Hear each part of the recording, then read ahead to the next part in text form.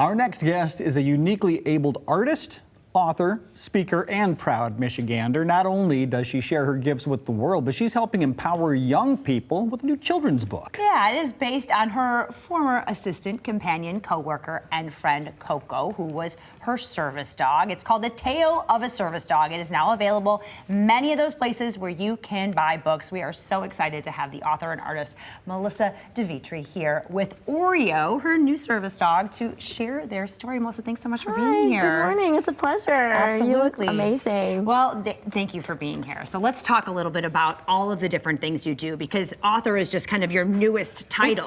you do a lot of things. Yeah, kind of to unpack it all. My main squeeze is I'm an abstract artist. So I create big, beautiful, expressionist murals. I put all of my thoughts and emotional intelligence to it because I was born with a disability. So I have sacral genesis. So you're missing the tailbone of your lower body. So I have to use devices to get around. So painting is what I do to kind of keep that imagination flowing, to stop thinking about the pain and put something creative into it. So yes, art is my main thing, and now storytelling is like my next creative outlet, and it's just helping so many people. They've all been reaching out like, I'm in love with what you have going on. Yeah, but it's something we talked about. It was something that really didn't exist, and you know, that you put out there, and they were like, "Whoa, we really needed this." And it's just this book is just a tribute. It's a heartfelt tribute. No offense, Oreo. Yeah, you got some big paws to fill. But you do have some big paws to fill. Talk about Coco. Yeah. So Coco was my Chihuahua Min Pin, and we traveled 17 years together.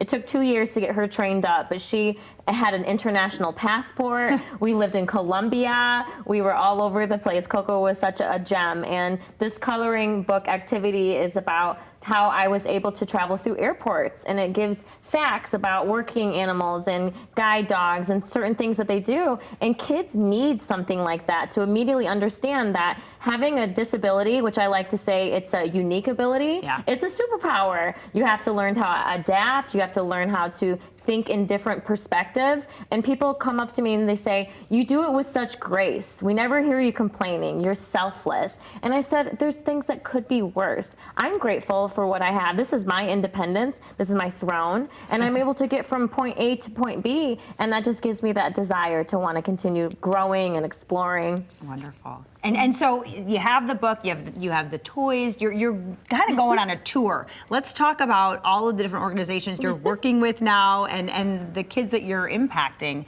through the storytelling. I appreciate that. Yeah, so Barnes & Noble was my first retailer. So I'm on Barnes & Noble, Books A Million, Amazon, Spotify. It's also bilingual. And so I just reached out to different libraries and said, hey, I have this idea. So Detroit Public Library paired me up with Detroit Animal Control. So on the weekends, we bring the shelter dogs and we bring the books, and we're all sitting together and we're having this moment. And even one of the Detroit Public Libraries is at the Douglas branch. They have like a sensory additional abilities room for children that have disabilities. And that just shows like society is adopting it. It's here, it's coming. And so now hospitals are interested, Rotary clubs. I can fit and plug myself into almost anything because it's a conversation that we don't always talk about. I'm the voice for the voiceless, and this gives that representation that kids really want to see, because then it's like, oh, it's not something to be afraid of. This is actually really cool. Absolutely, I love that. It's a good way to also kind of educate the public on how to interact with a service dog or someone with a unique ability. And it had to be a bit bittersweet to write this. I'm sure it's I'm sure it's pretty informational, but were there any hard parts in there where you're like, I really miss Coco? I actually started writing it before she passed because I knew she was getting sick, and so I started writing it as a little adventure book for myself to remember all of her adventures. So it's an illustration, but at the end there's pictures of us in Colombia. So people are just so surprised, like, how did you end up there? Like, what made you want to go there? And I said, language, culture, the vibrancy, the art, and now after I tackled Colombia, I had 37 other countries after that. So constantly moving, telling myself that yes, I do have limitations with mobility, but I don't have limitations with my mind and my resources. So I just find other ways to plug myself in. That's so good. Like a great advocate, yes, and empowerment. You're just a lesson to so many people, to all of us, really.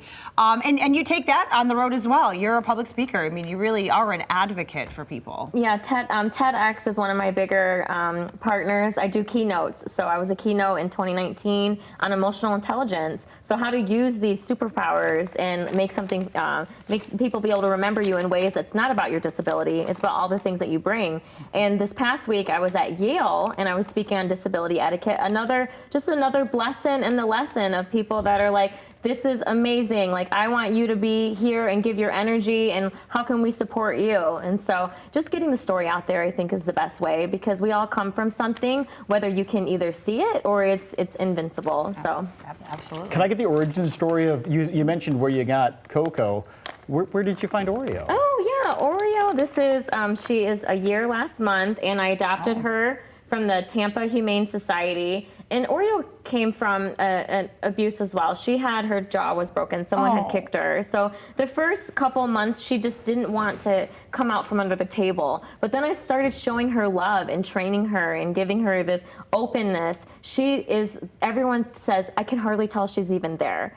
It's just about what you give to anybody. It could be an animal, a pet, a lover. Aww. And now, again, you got some big paws to fill. We got a lot to do with you. Gosh, only a year. I mean, Oreo, you're like a baby in all of this. Orio's not hating on the treats right now. Not at all. Keeping Not her, at all. yeah, keeping her still, because if not, she's a dumpster diver. So She's like, look at the face. Who, me? What, she literally that's how I know responded. where she's at. It's like, that's my dog. I love that. Yeah. All right, Melissa, anything you want to share with our viewers as far as connecting with you? Obviously, you shared where you can get the book and things like that.